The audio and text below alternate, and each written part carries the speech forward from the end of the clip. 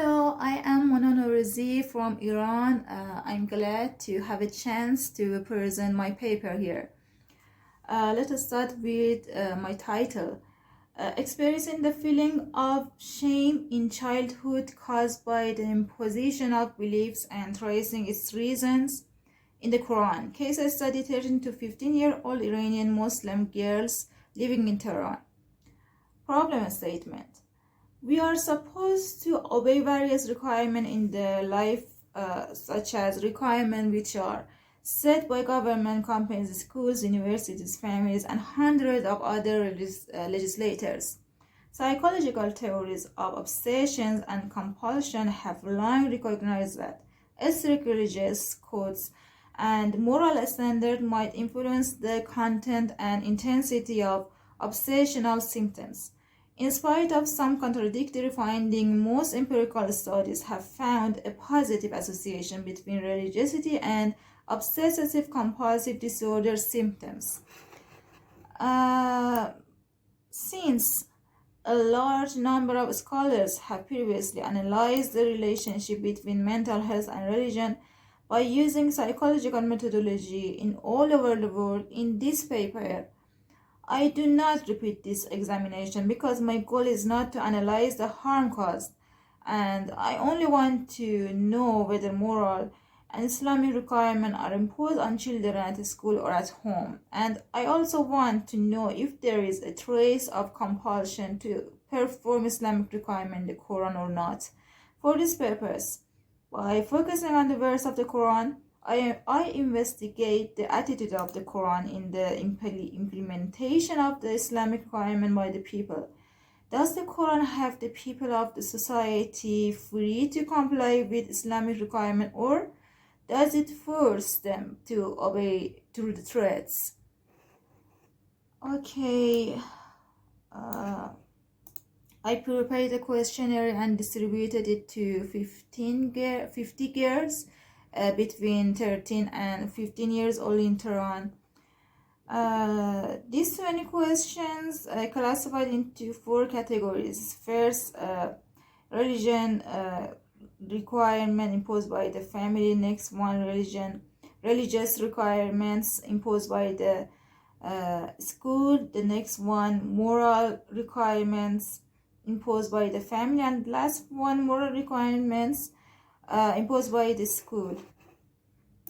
I gave them a scale for the answer. They are as followings: strongly agree, somewhat agree, no comment, somewhat disagree, and strongly disagree. I used the most frequent answer to analyze the result of questionnaire. Let's go to analyzing the responses to the questionnaire. As I said, the first part was religious requirement imposed by the families. When it comes to religious requirement imposed by the families, although hijab is compulsory in Iran and in previous decades there were a lot of pressure on women from the government and families to obey it, recently this pressure reduced from families dramatically. Therefore, it shows that girls are not ashamed due to not having hijab, because it is not imposed by families on girls as before in a big city such as Tehran. Moreover, it indicates that issues such as kissing a non-mahram person, insulting the Quran, and not praying are still important for families, and as a result, their girls try to obey their rules, and otherwise they feel embarrassed. Besides, not fasting during Ramadan is another issue which make girls feel embarrassed, but its intensity is less than previous mentioned issues. It is interesting to note that a controversial issue such as girls' period, which was big taboo previously, is not anymore in a big city such as Tehran. It indicates that girls can talk about it freely and their families, and it does not make them feel embarrassed. The next category was religious requirement imposed by the teachers. In spite of freedom that girls experience in their families, Teachers in schools who are supposed to teach Islamic requirements to students impose issues such as not insulting Prophet, compulsory hijab, and necessity of hiding girls' period from others. Although all teachers in their families may not push their children to obey these rules, they, as teachers who work in an Islamic country, are obligated to promote the idea of this country. The next category was moral requirements imposed by the families. When it comes to moral requirements imposed by the families on girls, it's noticeable that protecting the environment is more important than religious issues for families. As a result, they try to teach their children to care about issues such as protecting animals and nature. Moreover, not smoking is another issue that is taught by families. Therefore, girls in a big city like Tehran learn from their families to be sensitive about their environment and feel ashamed if they neglect to comply with moral requirements. The last category was moral requirement imposed by the school. Doing a school assignment is a requirement that if students do not comply with will experience shamefulness. Global warming is another issue that children care about. It seems that they became aware on global warming because it is written on their books.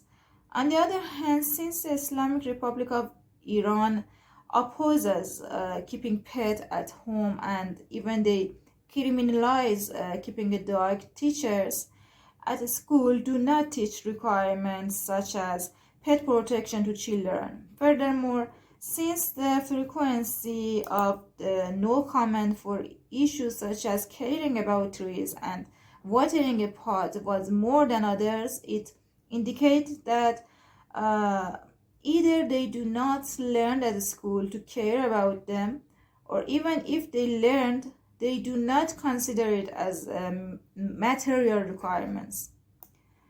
Let's go to attitude of the Quran in the implementation of Islamic requirement by the people.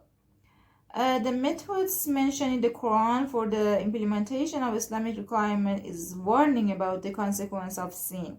Moreover, it emphasized that Muhammad is only a reminder and he shouldn't put people under pressure. In verse 21 to 24 Surah Al-Qashiyah, God said to Muhammad, "You are only a reminder. You do not have full control over them. However, those who turn away and disbelieve, Allah will punish them with the greatest punishment." According to this verse 1, Muhammad must not put pressure on people for complying with Islamic requirements. 2, God warns sinners about the consequence of a sin. It means that although there is not any penalty for disbelievers, they are still under pressure because of God's threat. In verse 66 and 67 Surah Al-An'am, there is similar stories. Again, God firstly says to Muhammad that you are not in charge of them, and then he warns disbelievers. The similar stories are narrated in other surahs such as Yunus, Al-Imran, and An-Nur. Moreover, in verse 256 Surah Al-Baqarah is mentioned that there is no compulsion in religion. On the other hand, verse of the sword is a Quranic verse widely cited by critics of Islam to suggest the faith promote violence against pagans by isolating the portion of the verse fight and slay the pagans wherever you find them. Therefore, when the legislators of Islamic societies refer to the Quran, they encounter two different attitudes. One, leaving the people free to comply with Islamic requirements. Two, eliminating disbelievers. Rumi said that everyone became my friend from his own opinion. None sought out my secrets from within me. This verse actually shows our different interpretation of a single text, since people's interpretation of a single text are different. After the advent of Islam, most of the legislators started fighting with disbelievers in a society by referring to the verse of the sword, and also they were strict in the implementation of Islamic requirement. But on the other hand, some people had a peaceful coexistence with disbelievers. Okay, let's do the conclusion. There are a lot of requirements which children should comply with. Families at home and teachers at school are two important legislators on this regards. In this paper, I focused on moral and religious requirements imposed by both teachers and parents. The analysis of responses to questionnaire shows that parents at home mostly teach moral issues, and on the other hand, teachers at schools teach religious ones. Results show that pet protection is not something that is taught at schools.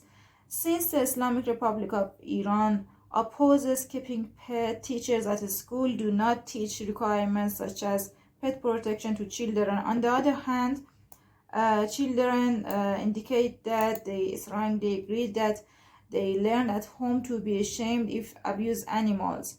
It shows requirements on caring about animals are mostly teaching by parents rather than teachers. Moreover, having hijab is an Islamic requirement which is requested by teachers rather than parents. Although hijab is compulsory in Iran and even families used to put pressure on girls to obey it, recently this pressure reduced from families dramatically, but teachers still put pressure on this regards on girls. Quran in the implementation of Islamic requirements has two contradictory approaches. According to verse 256 Surah Al-Baqarah, there is no compulsion in religion. On the other hand, according to the verse of the sword, pagans have to be killed. Since people's interpretation of a single text are different, after Islam, most of the legislators started killing disbelievers by referring to the verse of the sword. On the other hand, some people had a peaceful coexistence with disbelievers. In the Islamic Republic of Iran, politicians suppose that peaceful coexistence with non-believers is equal to the death of Islamic Republic of Iran. Therefore, they try to impose Islamic requirements on people from childhood due to survival. Thank you for listening to me. Bye.